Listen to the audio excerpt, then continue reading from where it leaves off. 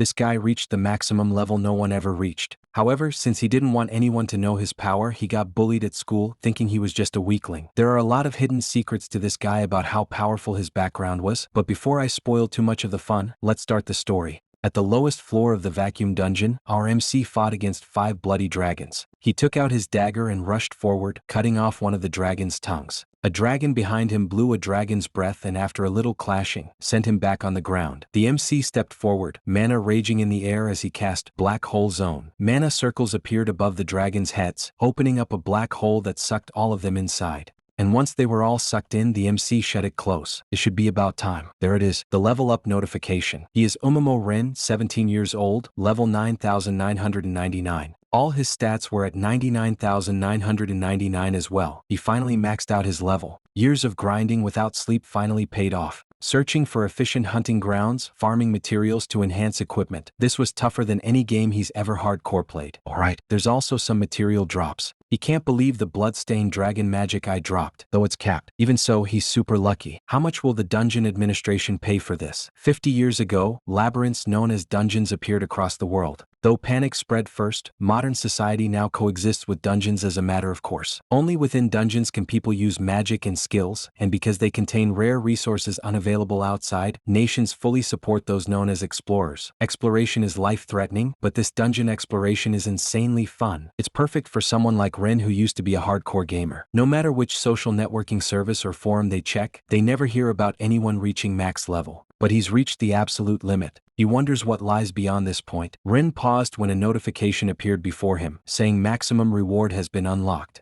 He can now acquire extra skills. Levels will no longer increase by defeating monsters, but once sufficient experience is accumulated, he may learn extra skills. And with this achievement, he acquired the extra skill, teleportation. That's interesting. He wants to test it right away, but it's already so late. He should sleep. He's been at it non-stop since 6 in the morning. Ren let out a sigh. He really doesn't want to go to school tomorrow. The next day, his classmate, Onizuka, deliberately bumped into him in the classroom and demanded 10,000 yen. He's being bullied at school. Normally, he should resist, but if money solves it, then there's no problem. His savings are already in the hundreds of millions anyway. And honestly, anything other than dungeon runs is a pain. In the end, he got punched in the stomach despite handing the money over. And everyone else just laughed at how pathetic he was, not even bothering to help. Although, this is nothing compared to monster attacks. A guy approached Onizuka, probably his friend, claiming to have seen him dungeon streaming with Corius yesterday. He's famous now. Dungeon streaming is insanely popular on video platforms right now. If Ren remembers right, Corius is a famous influencer who built his fanbase there. Onizuka snickered. He's also hit level 30 already. His skill is Fist King after all.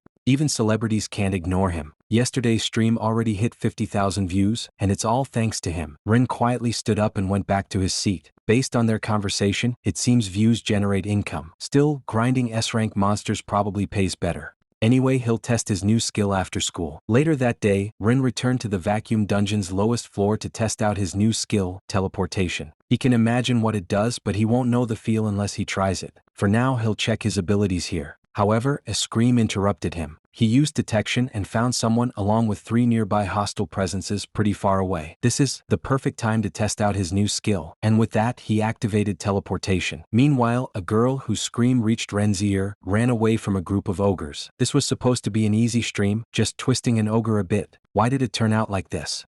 Everyone in her stream was panicking as she got caught by an ogre. This is bad. She can't fight anymore. At that moment, Ren appeared, surprising everyone with his instantaneous teleportation. Then he ran up the ogre's body and kicked its face, causing the ogre to release the girl. She braced herself for the fall, but thankfully, Ren caught her in his arms just in time. And once he made sure she was okay, he went back to deal with the remaining ogres. He dodged the ogre's bat using teleportation and counterattacked with another kick. 2 down. For the last one, another kick. And done. Viewers gifted money, relieved that the girl was safe, and at the same time, amazed by his skill. Well, compared to yesterday's bloody dragon, this was nothing. Actually, looking closer, isn't that girl Yuria, the famous streamer? People were talking about her at school, but Ren didn't think she'd actually be in this dungeon. Getting involved sounds like trouble. You should head home. At least it didn't turn into a big deal. If she's that strong, she shouldn't do reckless things. Yuria called out to him, stopping him from leaving. She's level 80, which is already considered high in society, and yet she couldn't beat that enemy so easily. She couldn't help but wonder about Ren's identity. She took a peek of his status window and was shocked to learn that he's level 9999. Just who is this guy? The next day, Ren woke up from his alarm. Still sleepy, he sat up and rubbed his eye. He really wants to go back to sleep. Yesterday was exhausting with all that unexpected stuff. Yuria stopped him from leaving and asked for his name, though he refused.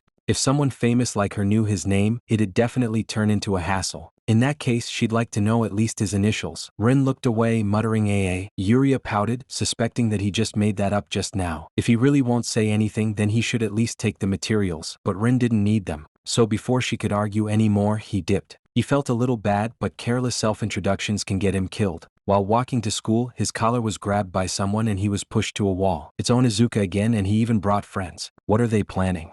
Apparently, he heard about the rumors spreading that Ren saved his Yuria, one-shotting a death devil ogre? What a load of bull. Just as Ren was starting to panic that he was found out, Onizuka punched him, warning him not to get cocky when he's just a weakling. There's no way a trashy loner like him could ever pull something like that. Ren observed him with a sharp gaze. What pointless jealousy. He's the same narrow-minded idiot as always. He confirmed that Onizuka was right. That wasn't him. Onizuka snickered and hit him more. Yeah, this guy's an idiot, but this works in Ren's favor. If Onizuka spreads rumors that it wasn't him, then he won't draw any attention. Enduring a bit of violence is a cheap price to pay. They were interrupted when a girl approached them, demanding to know exactly what was going on. It's Yuria. Why is she here? She glared at Onizuka, questioning what he was doing to her precious Ren. Onizuka's brows furrowed. Her precious Ren, she says? What does she mean by that? Yuria refused to answer. She's the one asking questions here. To begin with, isn't this clearly bullying? She's terrifying. This is nothing like her streaming persona. Wait, no. This is bad. Isn't Ren trying to hide his involvement? He hurriedly assured Yuria that he was fine, so she didn't need to worry about it. If this keeps up, his get beaten on purpose to clear his name plan would be ruined. Onizuka, on the other hand, refused to believe that this trashy loner saved her life. Yuria sighed, then glared at him. He doesn't have the right to call her that. So disgusting. Ganging up on one person like cowards, they're not even worthy of being compared to Ren. That overwhelming strength, kicking enemies aside with that calm expression. Acting indifferent and unmotivated yet somehow sexy, it's just so cool. Anyway, he's nothing like Ren, who's worlds apart from a pathetic human like him. Onizuka angrily ground his teeth. His ego was stepped on. He's obviously more appealing than a guy like him. Beating monsters was probably just dumb luck anyway. That's it. They should collab next time. His level's pretty high and he's kinda famous too. However, Yuria rejected him. She has no interest in garbage beneath trash. Better yet, he should never show his face in her sight again. Ren worriedly watched them from behind. Onizuka's hopeless, sure, but dungeon levels don't apply here. If she goes too far, it might become dangerous for her. And just as he worried, Onizuka furiously grabbed her shoulder, but Ren held his wrist at the same time to stop him from going too far. Onizuka punched him in retaliation, but the Ren that he always beat up before did not even flinch now. Ren apologized, but he won't hold back. And with that, he punched him so hard he rolled on the floor. Then he glanced at the others, urging them to come forward. The black-haired guy rushed forward to punch him, but he was too slow. Ren had already punched him before his fist could reach him. They're just all talk, huh? How does it feel getting beaten by that loner? The others surrounded him, but they all had nothing on Ren. He easily dealt with them until they were all on the ground. Well, that's about it. Onizuka stood back up at that moment, holding a knife and shouting that he'd never forgive Ren. His brothers in the Yakuza, he definitely won't get away with this. Ren just stared at him boredly. So what? That doesn't connect to him pulling a knife. Is he stupid? He should start life from elementary school. Furious, Onizuka swung his knife to stab Ren, who dodged without a problem, twisted his arm and pushed him down on the ground. Onizuka cried out in pain, begging him to stop, but he was met with Ren's cold glare. After beating people senseless all this time, he begs for his life when it's his turn? When he told him to stop, did he listen? Onizuka then turned to Yuria, asking her for help. But what he got from her was a sigh as she held her phone up. His actions and pathetic display are being streamed worldwide right now. He's long past the point of being saved. And since they're at it, Ren would like to make it clear. He didn't defy him because he was afraid. It was just a hassle. Nothing more, nothing less. And with that, he punched him one last time, knocking him out. If he was that strong, Yuria thought he could have fought back before as well. For Ren, however, an ordinary, peaceful life matters most. After that, they went to a nearby park, where Yuria treated Ren's injuries. She worriedly asked if it really doesn't hurt anymore since he was beaten so badly. Well, it's not like some amateur punches would work. He planned to brush this off and clear his name quietly, but Yuria showing up ruined everything. By the way, how did she even know it was him? Yuria smirked, giving him a thumbs up. He should relax as he's already been perfectly identified. Rin could only sigh, and she even streamed it about that. She came to meet him in the first place, but she had to protect herself too, you know. Right. Even if she's an S-rank explorer outside the dungeon, she's just a normal girl. Taking on 4 grown guys, of course, she'd bring protection. Anyway, enough of that. What does the great Yuria want with an ordinary schoolboy like him? She countered that someone who one-shots a death devil ogre is anything but ordinary. As for her reason, she came to repay the favor. After all, she never properly thanked him after that. Rin claimed she didn't have to, making her pout. He's really cold. Also, she wants him to call her Karen from now on. Miyamoto Karen, that's her real name. That makes sense. Calling her Yuria outside would stand out. He got it, but he's not looking for any repayment. Now she should stop getting involved with him. Karen wondered if he was sure he wanted to say that, since she happens to have some juicy info that only a 1 million subscriber like her knows. It's about the orichalcum slime, a monster with overwhelming speed and defense, making it extremely hard to defeat. But in exchange, it yields massive experience. Its materials are top tier, and any equipment made from them ranks among the best. Even Rin only has a small amount of its materials since encountering it is rare to begin with. How could she share this info with someone else? Karen didn't really care and just continued spouting information. Apparently, they're spawning in large numbers in the West Cherry dungeon. So what does he think? She told only him, hoping it'd help. Rin cut her off when he realized she was about to ask him to explore it together, and thanked her for the useful info before leaving. Later that night, Rin stood before the West Cherry dungeon's entrance. His level is already capped, so gathering the strongest equipment here may be a huge boost. Without further ado, he entered the dungeon. Inside, there are a bunch of other explorers lining up to get to the lowest floor of the dungeon. Beside Rin is Karen. He ended up coming along after all. The bottom floor of the West Cherry dungeon should be the 50th. The orichalcum slime is supposed to be there too, but it'll take forever if they go the normal way. Karen suggested just running for it. If they hurry, they might at least catch 1 or 2. Rin claimed that there was no need to do that before grabbing her hand and teleporting to the bottom floor. The moment they got there, the orichalcum slimes began to rush towards them. Karen beamed at the sight. With this many, they could get about 10 of them, but Rin thought otherwise. He thinks they could get 100. He jumped, throwing daggers midair. And then he activated fire magic, prominence zone, killing off a bunch of slimes in one go. When he noticed that Karen was just standing still, he asked her what was wrong. Isn't she going to fight? She's too preoccupied watching him. She's so amazed. Magic attacks aren't supposed to work on orichalcum slimes. That's true. Their defense is so high that one normally can't deal any damage, but that doesn't matter to someone like him who's already maxed out. Now then, they should head to the next spot. Karen gladly followed behind. She knew it. Rin is stronger and cooler than anyone she's ever met. Now she's absolutely sure of it. She wants to get stronger too and become a girl who's worthy of being by his side. Anyway, they fought some more. Every time a slime would get past Rin, Karen would take care of it using her magic. She's actually a lot better than he thought.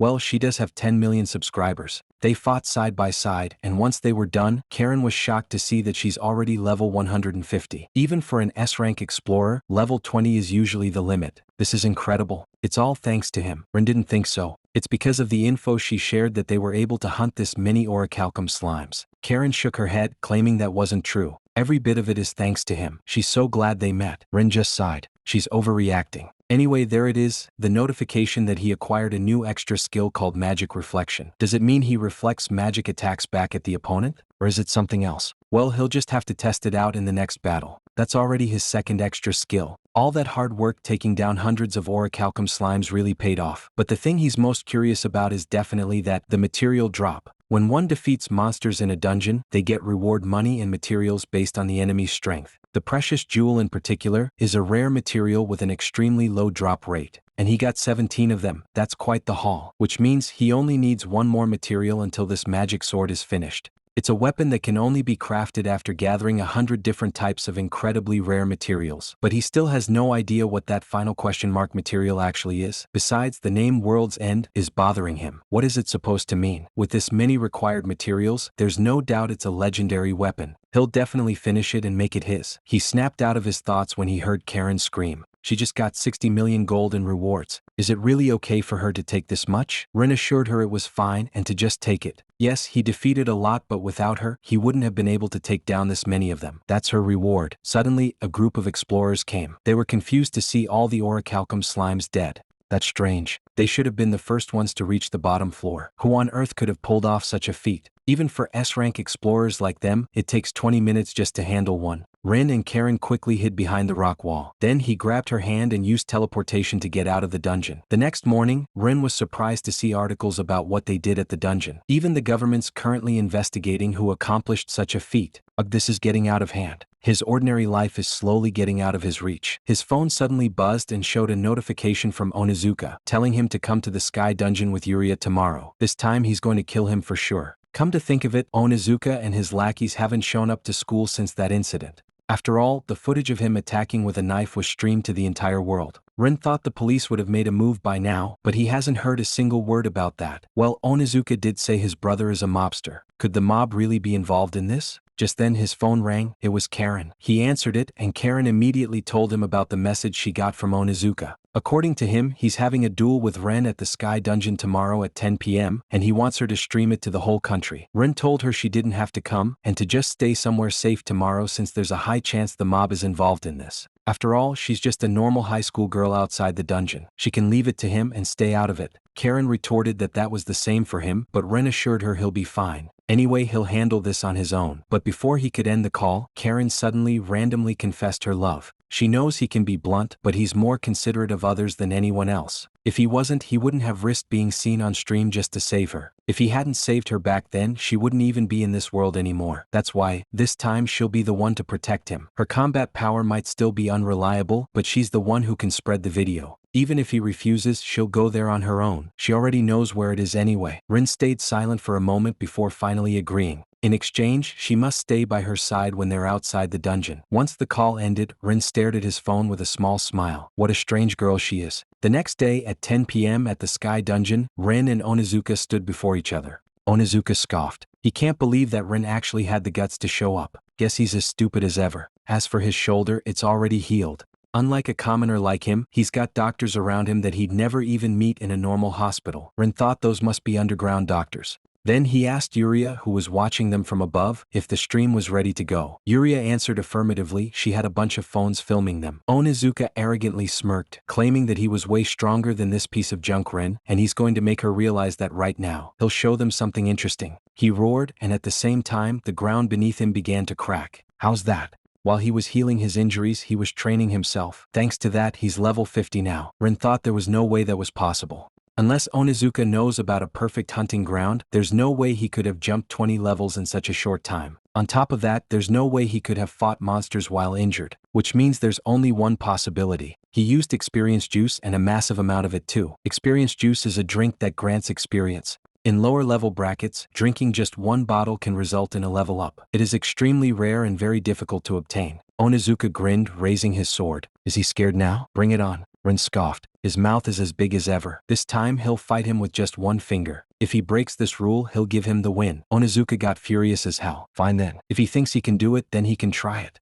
And with that, their little duel began. Onizuka dashed forward and swung his sword. However, Rin dodged and reappeared behind him, flicking the back of his head and causing him to crash face flat on the ground. Furious, he rose back up and once again swung his sword, but just one flick of Ren's finger and it broke into pieces. With his attack power, he can't even leave a single scratch on Ren. Onizuka angrily shouted not to mess with him. He's level 50 for God's sake. Then he pulled out another sword, swinging it around. Rin dodged skillfully, and when Onizuka was about to attack him, he cut his sword with just his index finger. Onizuka fell to his knees. He couldn't believe what just happened. Meanwhile, Rin pointed to him, claiming that there was no way he could defeat him with just that level of skill. At that moment, Onizuka smirked, along with countless magic circles appearing above them. Too bad for him, he let his guard down. He leveled up and learned a new magic spell. Take this, Fireball. He snickered, thinking he got a hell of a lot of talent for magic. He can mass-produce fireballs too. If he blasts Ren with this many, then no matter how strong he is, he won't be able to leave unscathed. Or so he thought. Those fireballs, they came crashing back down onto him. Ren had used his new ability, Magic Reflection. Once the smoke dissipated, he could see Onizuka lying on the ground, unable to move. Looks like it's over. Yuria jumped down, celebrating the end of the duel. The stream went perfectly too, when suddenly Onizuka snickered. And then, boom.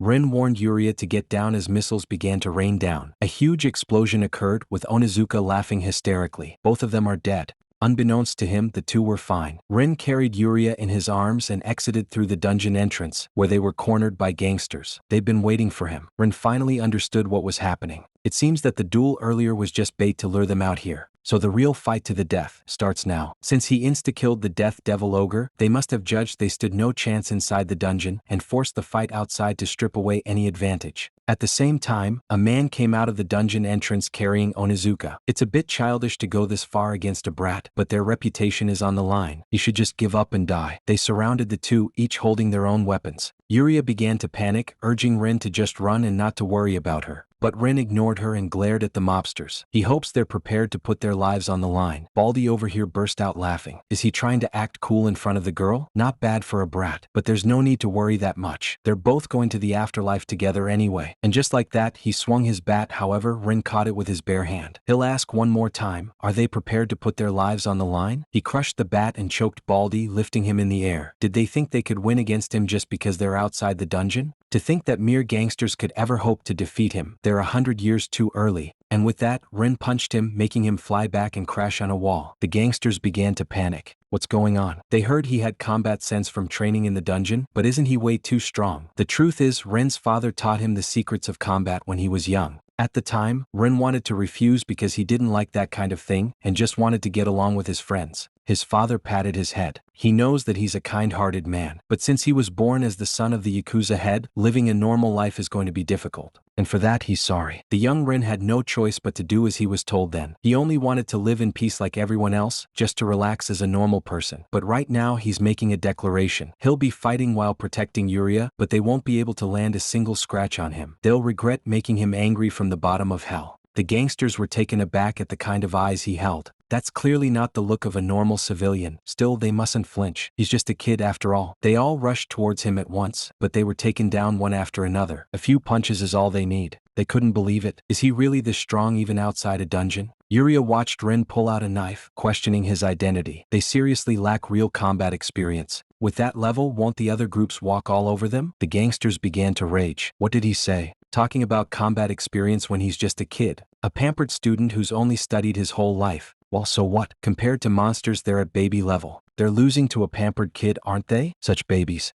Enraged, they once again rushed forward. However, they were all met with Ren's knife. They can't believe it, they lost to a brat like this. Ren approached the one they call boss and crouched down before him, telling him to relax as he avoided all vital points. More importantly, about them covering for Onizuka. They're the ones pulling strings, right? Are they in bed with some politician or something? The boss looked away, claiming that he didn't know. Rin grabbed his hair and slammed his head down on the ground, but the boss continued to laugh. He can keep acting tough while he can, but Blade Horse, his boss, will be here soon. Once that happens, he's finished. He's insanely strong. He's done for completely. At that moment, a knife flew towards Yuria, who was protected by Ren. At the same time, an old man wearing an eye patch appeared behind them and took back the knife, swinging it to stab Ren, who luckily blocked the attack on time. As the moonlight began to shine down, the old man's face became clearer. Ren recognized that wound on his face. No wonder he's so strong. He's seen him before when he was younger. He's Blade Horse, the one who raised him when his father wasn't around. Hearing that, Blade Horse started to recognize him as well. Is he Ren? Why is he here? Ren stated that those guys picked a fight first. Does he mind cleaning this up for him? Blade Horse could not believe that these imbeciles would even think of fighting Ren. Do they even realize who they messed with? Do they want to die? That man is the son of the Kamisuyama Syndicate boss, the blood-soaked silent one, Omamo Ren himself. Everyone was left in shock. Even Ren was surprised by his own nickname. It looks like they're good now, but just in case, he instructed Yuria not to leave his side. They never know what might happen. He noticed she was shaking, but well, he can't blame her for being scared. Ren turned back to Blade Horse, questioning what the hell was going on. Were they bribing politicians just to cover for Onizuka? That's not it, that was a subordinate group acting on their own. The Kamisuyama Syndicate was not directly involved. Yeah, Ren thought so. Then why are politicians involved at all? This is getting way too big. Honestly, even they were shocked. Blade Horse can't say this out loud, but the entire organization feels unstable. What's going to happen next? To be frank, they don't know. Ren thought that was strange. The Kamisuyama Syndicate is one of the most powerful groups in Japan. He can't believe that an organization that big has exposed this kind of blunder. Anyway, Blade Horse deeply apologizes. This was his failure. He hopes that he'd forgive them. Ren raised his hand to stop them bowing. More importantly, they should stop backing Onizuka. Just seeing his face makes his blood boil. Blade Horse agreed without hesitation. It was never their intention to begin with. As an apology, how about a black market item from the dungeon administration? Since he heard he's focusing heavily on dungeon exploration, Ren's eyes narrowed at the mention of a black market item. It seems they really are in bed with the government. That experienced juice Onizuka used probably came from the dungeon administration too. He doesn't want it. It's obviously a dirty item anyway. Blade Horse insisted that wasn't the case. He's certain even he would find it appealing. Ren no longer responded and instead asked about his old man. Blade Horse assured him that his father was doing extremely well. When he saw the video of him and Onizuka, he was even shouting, "Woo, my precious Ren. Still the same as ever." Ren's father always doted on him. He puts on a terrifying face with his subordinates, but he was ridiculously soft on him. If that's the case, then there's no way his father ordered his elimination. He doesn't know what this uneasy atmosphere Blade Horse mentioned is, but something's probably wrong inside the organization itself. Anyway, they'll send him a black market item he's sure to like at a later date. They've also heard about Onizuka extorting money from him, so they'll have his brother take responsibility for that. Ren told him not to overthink it. And more importantly, Yuria's streaming equipment is broken. He should get her the same setup by tomorrow. Blade Horse bowed, agreeing. They'll handle the rest from here so he can go peacefully. Ren and Karen, yes, she's Karen now since they're out of the dungeon, walked through the forest. However, the usually talkative Karen is now quiet. Guess that's understandable. Finding out the guy who was chasing her was tied to a dangerous organization, anyone would pull away. It had always been like this. A friend who'd been close until yesterday suddenly changed and ran away from him, all because he's a Yakuza. And before he knew it, he became obsessed with being ordinary. He avoided people, escaped into games, and spent his days lost in dungeon exploration. He did nothing but curse his own origins, an empty life of avoiding others. He apologized to Karen. She must have been scared, right? He thinks she understands now that he's not the kind of admirable person she thinks he is. They got through this safely, but he doesn't know when she'll get dragged into it again. That's why she should cut ties with him too. There's nothing good in it for her from staying with someone like him. Somewhere deep down, Ren knew it. He was never allowed to want an ordinary life from the very beginning. The next day, Ren woke up a bit later than usual. Looks like yesterday's fatigue is still lingering. He grabbed his phone to check when it buzzed. There was a message from Blade Horse, informing him that the matter regarding Onizuka has been fully handled. It seems the idiot has been taken by the police. Yuria's streaming equipment has also been prepared. Right about Karen. She refused when he told her to cut ties with him. Ren remembered being confused as hell. If she stays with him, she might get dragged into trouble too. But she didn't care. Has he forgotten how much she likes him? To be honest, she kind of realized it from the start. When Onizuka attacked him, even when he threw out a Yakuza name, he didn't flinch at all. And more than that, he looked completely unfazed even when he pointed a knife at him. She honestly isn't surprised at all. She just thought that he really is cool. Before Ren could say anything, Karen embraced him, hoping that he wouldn't carry everything on his own. She knows how kind he really is, she understands that. She fell in love with that Ren. Even if people think she's reckless or stupid, she wants to stay with him from now on. Yes, she really is stupid. She keeps coming closer to him, someone everyone tries to avoid, and even in a situation like this, she still chooses to stay by his side. Maybe since he was a kid, the thing Ren wanted more than anything, maybe Karen's the one who gave it to him. She really is a strange woman. When he got to his school, he noticed everyone avoiding him, and when they did interact with him, they're extremely careful and polite. Everyone's clearly scared of him. Guess they all watched the stream.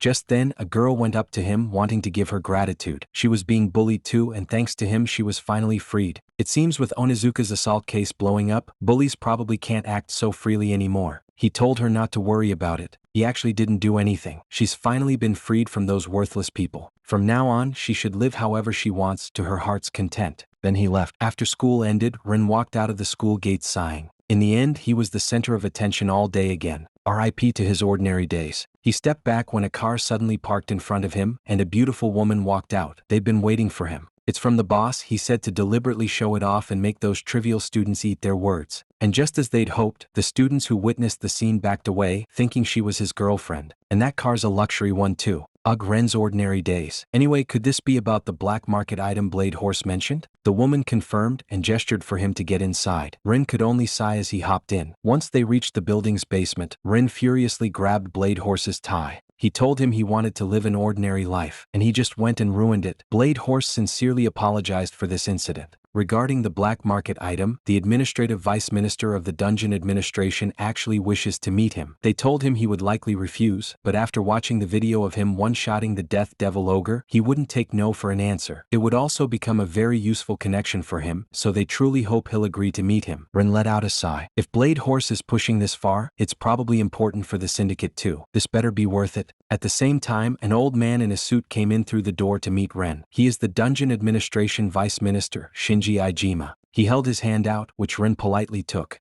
Ijima assured him there was no need to be so formal. He imagines meeting someone like him must be quite a hassle. As for the item in question, he handed him a piece of paper. Rin apologized as he didn't have a business card, but that's not it. Written in there is a phone number, one that lets him avoid police investigations. Publicly, he's an influencer, and behind the scenes, he's the heir to the Kamisuyama syndicate. There's always a chance he'll get dragged into trouble. He could probably handle it himself, but Japan is sensitive about these kinds of incidents. Ijima will make arrangements so unnecessary investigations don't occur. If the police come, he can just call that number. Going this far for a high schooler he just met, Rin could smell it. There's definitely something more behind this. Being given something like this so casually means this must be a very important matter, isn't it?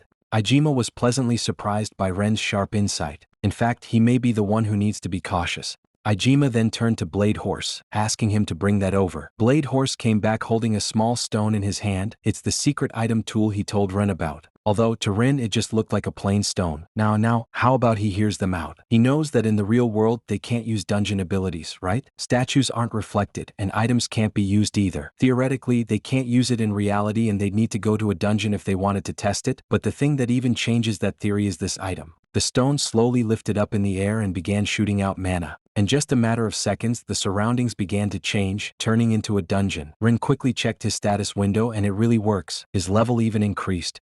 Is something like this even possible? By turning the surrounding area into a dungeon space, it allows not only statuses, but also valuable items and skills to be used even outside a dungeon. Ijima was glad to hear that Rin was satisfied with it. Until now, the abilities Rin honed were only meant to be used inside dungeons, but with this, all his power so far, he can use even in reality. Blade Horse also showcased a Taming Grimoire level 1. There are other secret items as well. By using them, he can acquire new skills. Just like that, with this item he can command monsters. Rin was taken aback. Even he only recently became able to use an extra skill. This item seems to be a skill like that. And that was just recently too, and on top of that, the ability is Tame. It's certainly a common ability in games, but he's never heard of a dungeon explorer who can command monsters. Next, Blade Horse showed him Phoenix Feather. If he dies inside a dungeon, this will allow him to revive once with his health points fully restored. Revival items are extremely rare, so he believes it will surely be of use to him. Now that's a cheat item. They have prepared other powerful items as well, so he can take his time and choose whatever he likes. Rin thought for a while before finally deciding to take the Taming Grimoire.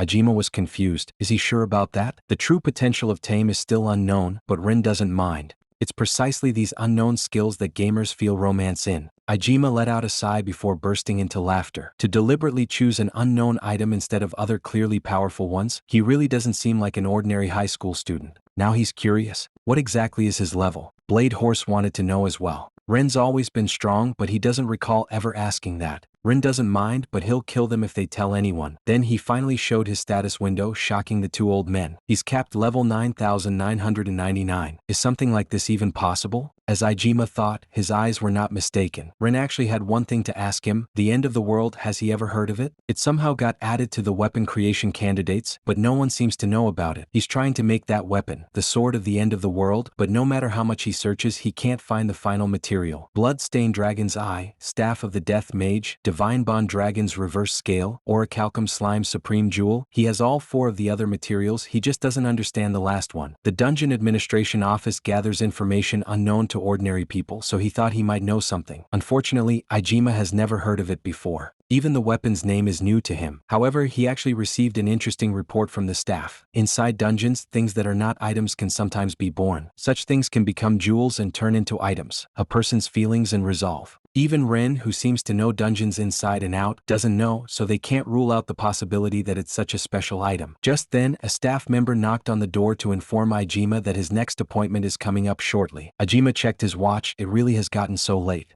Anyway, the reason he entrusted Ren with the secret items is nothing else. He has something he wants to ask him. Later that night, Ren walked back home thinking about their meeting. He doesn't want to get dragged into trouble, but he did gain something from it. No, more importantly, he could feel Karen following him right now. Did she really follow him all the way here? Karen scratched the back of her head, claiming it was just a coincidence. She was just doing some night walking. Is he out for one too? Well, whatever. This works out perfectly. Ren handed her a paper bag. It's a new streaming device. Karen gratefully took it, hugging the paper bag tightly. She's really thankful. She can even smell his scent on the bag. What the hell, she's so weird. The two of them walked back together, with Karen worriedly asking if he happened to have gotten himself wrapped up in some trouble again. He doesn't have to hide it. He was talking to Blade Horse, right? Then it must be because the Yakuza issue hasn't been settled. That's true, but Ren's not a member of the Yakuza, so he doesn't intend to actively intervene in this matter. His words were cut off when Karen suddenly held onto his arm, suggesting that they use her channel. A streamer who dives into the dark side of society, doesn't that sound cool? Ren wanted to refuse, but she just started deciding on her own. This idiot, was she even listening to what he was saying? Seriously, even knowing his background, she doesn't flinch. Just like always, she wraps her arm around him. What a strange woman. He doesn't know what this feeling is that's starting to sprout in his heart, but at the very least, he doesn't feel like forcibly running away from this place. At the same time, a news report was flashed all over the city. Information has come in from Kasamigaseki, Tokyo, about multiple suspicious individuals. All of them reportedly have vacant eyes. The next day at school, it was another normal day for these high schoolers. Ren was nearing the school gate when he got a call from Ijima. He hesitated answering as they can't exactly meet in such a public place. Suddenly, the speakers connected to the poles rang throughout the area, instructing everyone to evacuate immediately to a safe location because there's a possibility that the threat of terrorism may reach this area. The students began to panic. Isn't that the emergency alert that sounds when a national crisis is imminent? They have to run. The teachers urged the students to hurry and get inside the school and evacuate, to which the students obeyed, except Ren. He ran in the opposite direction, answering Ijima's call to tell him about the situation. Ijima already knows about it. It seems the situation is worse than they expected. Given the circumstances, he'll explain briefly. They were being targeted by the Dungeon Investigation Bureau. Does he remember their conversation yesterday about the Yakuza members? Yesterday, he told him that the incident where he was attacked by subordinate Yakuza members was most likely orchestrated behind the scenes by the Dungeon Investigation Bureau within the Dungeon Administration Ministry. The Dungeon Investigation Bureau gathers and compiles information on spawned monsters, maps dungeon structures throughout Japan, maintains communications infrastructure inside dungeons, and investigates everything related to dungeons. They're still investigating, but the Dungeon Investigation Bureau most likely caused an incident without telling Ijima. Hearing that, Rin asked Blade Horse if those subordinate members were led by Onizuka's older brother. That's not it, they should have only been low-level members. That's why he couldn't understand why the government was protecting Onizuka. But from what Ijima's saying now, that means the Dungeon Investigation Bureau approached Onizuka's brother first.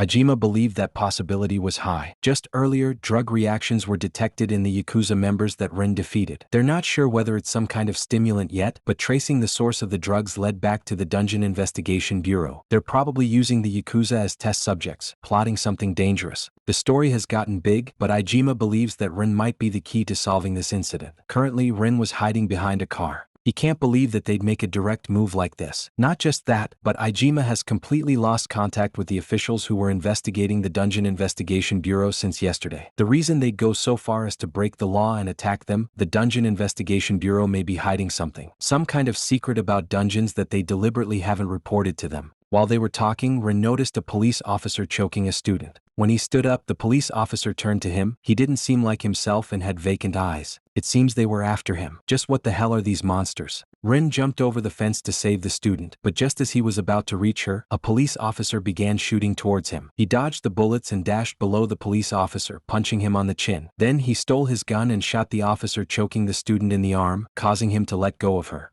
He ran to her direction, telling her to hurry and evacuate to the school, which she immediately obeyed while thanking him. Now he hopes these bastards are ready. He'll kill anyone who makes a suspicious move first. A lowly cop like them could never beat him. They were interrupted by the loud roar of motorcycles. More backups are coming. Are they the Yakuza? Members of the Kamisuyama Syndicate? Or a different organization? That's quite the welcoming party. Bastards from the Dungeon Administration, do they really want to get rid of him that badly? Black energy started to come out of their bodies as they go crazy, eager to kill him. Rin pointed his gun towards them, but there were too many of them. Between the cops with guns and even the Yakuza, he could handle this easily in a dungeon, but can he really win against this many people alone in the real world? What does he do? Suddenly, he heard a commotion coming closer and closer to them. It's the students on their bikes, rushing towards the fight. In front of them is the student Rin just saved. Rin was in disbelief. What the hell? Why did she come back? It wasn't her who answered, but the other students around her. They heard that he saved her. They're joining the fight too. They'll support him. Rin warned them that this isn't an opponent that they can beat. They should get the hell out of here. They know that, but they don't want to be bystanders anymore. They want to fight. They don't care if they get seriously injured. They've just been standing by while he was suffering all this time, so they hoped he'd let them fight. This time they'll protect him. Rin stood there with wide eyes. It felt like it was just yesterday when everyone ran away from him for being a Yakuza's child.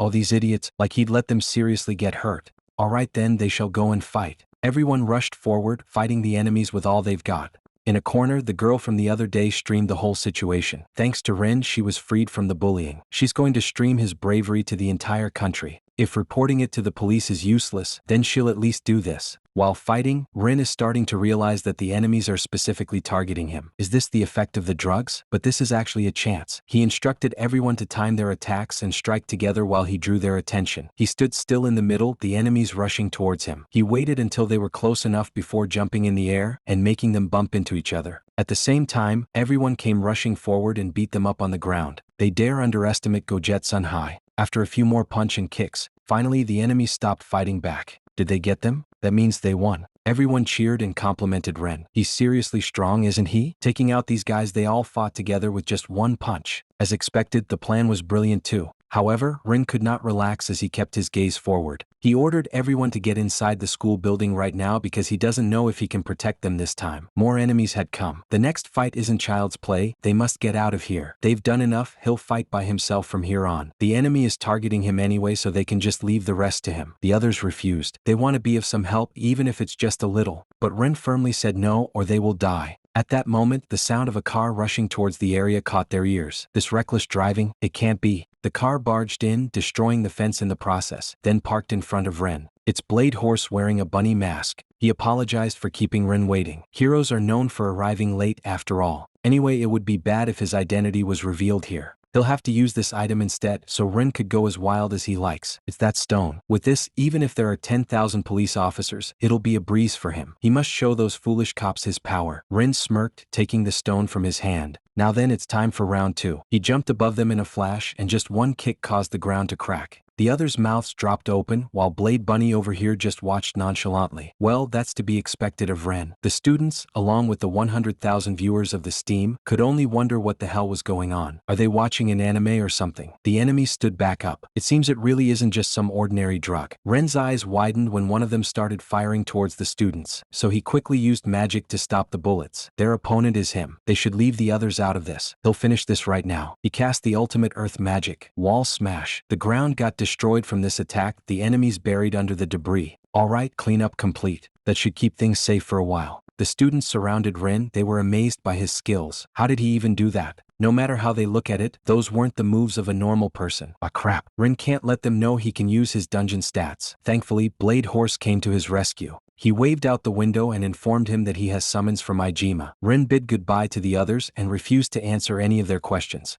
Anyway, he's actually gained a little respect for them after this. As he got inside the car, the others glanced at each other before standing in attention. What are they doing? Are they playing soldiers or something? No, they were just thinking about that bloody silencer everyone's talking about online lately. He's the spitting image of him, isn't he? So they figured they'd see him off Yakuza style. He is their leader, which makes him their boss. They don't really know what he's up to, but they'll be waiting for him to come back safely. And with that, the car drove out of there. Rin asked where they were going next, and Blade Horse answered that they're off to Kasamigaseki. According to Ijima, there's a government-exclusive dungeon there. They say it contains top-secret items unknown to the public and monsters so dangerous they've been sealed away. A top-secret location somewhere in this country. No one can enter that dungeon, not even the police. Considering their safety, Ijima has a point. Rin agreed, but this has become a real headache. He looked out the window, his mind wandering to Karen. Wait, Karen. He ordered Blade Horse to get to her house. She's been with him the whole time, so there's a high chance the police or mobsters will target her. Rin was right. When they arrived at Karen's house, she was fighting off police officers and mobsters outside her place. Rin hurriedly kicked them off, and the moment Karen saw him, she threw herself in his embrace. She was so scared. Rin assured her she was safe now, before dodging back when a mobster began shooting towards them using a submachine gun. Karen questioned what was going on, and Rin promised to explain everything later. But for now, they must get in the car. Once inside, Rin explained everything to her. It looks like the police and Yakuza want him dead. Karen had no idea things had gotten this bad while she wasn't looking. Anyway, they've arrived at the National Diet Building.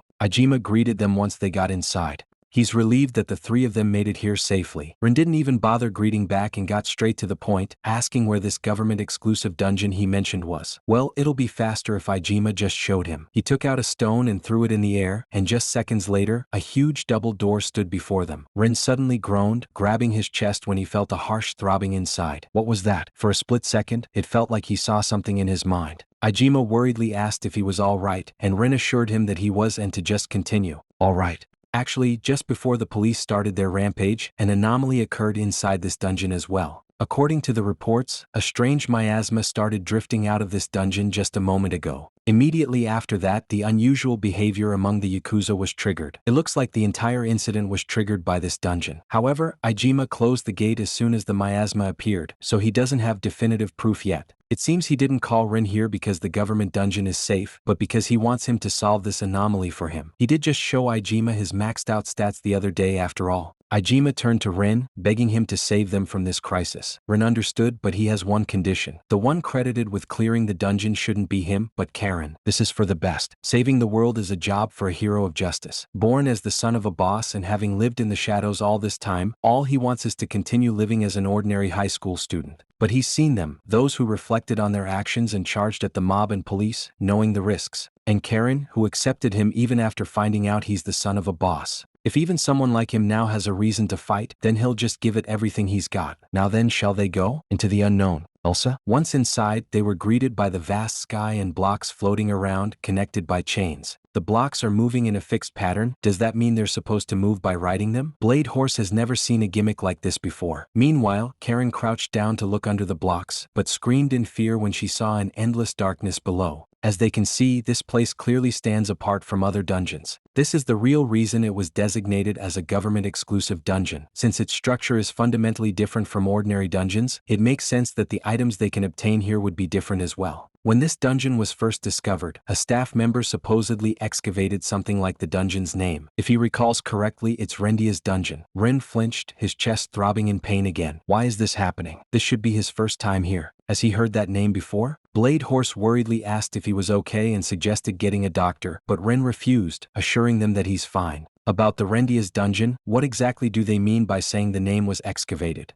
Ajima explained that according to the staff member, they found a stone tablet with that name written on it. Though they've lost contact with him since and no one knows where he is now, Rin wondered what awaits them ahead. And why is his body undergoing such strange changes? Anyway, they should go. He'll do his best to protect everyone, but in case of unforeseen circumstances, they must stay alert. And so, they fought monsters that they countered, a giant wolf-type monster. Ajima shot its head with a magic item, while Karen stopped it from escaping with ice magic. Blade Horse then punched it, giving Rin the opening to finish it off. He raised his sword and cut the monster in half. They did it, although that was a monster Rin has never seen in any other dungeon. Karen looked up at the sky when she felt water droplets hitting her skin. Is it rain? Somehow she feels dizzy. Rin clutched his head. This is a status ailment. He looked up and saw a woman riding a broom in the sky. This time it's a witch. Dang it. His movements are sluggish because of the status ailment. As Rin was running, the witch attacked her, laughing. However, that didn't last long as Rin threw her attack back at her using magic attack reflection. That was close. Without this skill, it would have been dangerous. Karen ran towards him. She's so glad he's safe. Blade Horse, on the other hand, nodded in approval. As expected of Rin. If it were him, he might have died. Their levels are around 30 to 40 after all. Still, they can't let their guard down.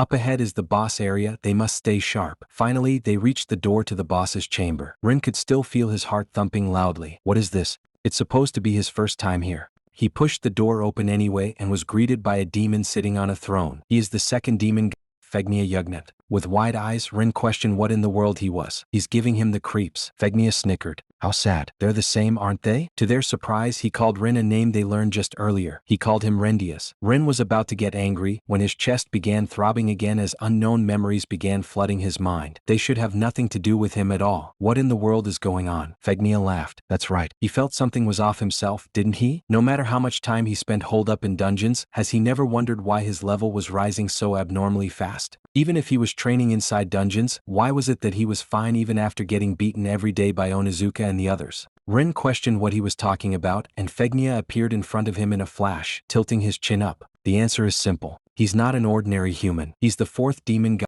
Rendia Zoroarga. Just like him, he was ordered by the great demon god to bring about the destruction of this world. Fegnia easily dodged when Karen suddenly swung her staff towards him, shouting that Ren was Ren. He's not some demon king or whatever. Blade Horse agreed. Ren is the young boss of the Kamisuyama group. He has absolutely nothing to do with someone like that. Fegnia smirked. Even if they all believe that, he wonders what the truth really is. He turned back to Ren, saying it should already be inside his item box. The sword meant to bring the world to its end, the demon sword of World's End. Fegnia created a sphere of miasma, throwing it to Ren, whose body consumed it. A voice rang inside his head, ordering him to kill the humans and destroy the world. From that sphere, negative emotions are pouring into his body, every kind of rage and sorrow. At that moment he remembered Ijima's words, that a person's thoughts and resolve can crystallize into jewels and become items. No way could the final material needed to complete the demon sword of World's End be that grudge itself. Ren roared, the miasma surrounding him as he warned the others to run. Fegnia beamed. At last this moment has come. And thus, when the demon sword of World's End is completed, the demon god Rendias will be revived and the world will be led towards its end. Karen and the others, they could not believe what they were seeing.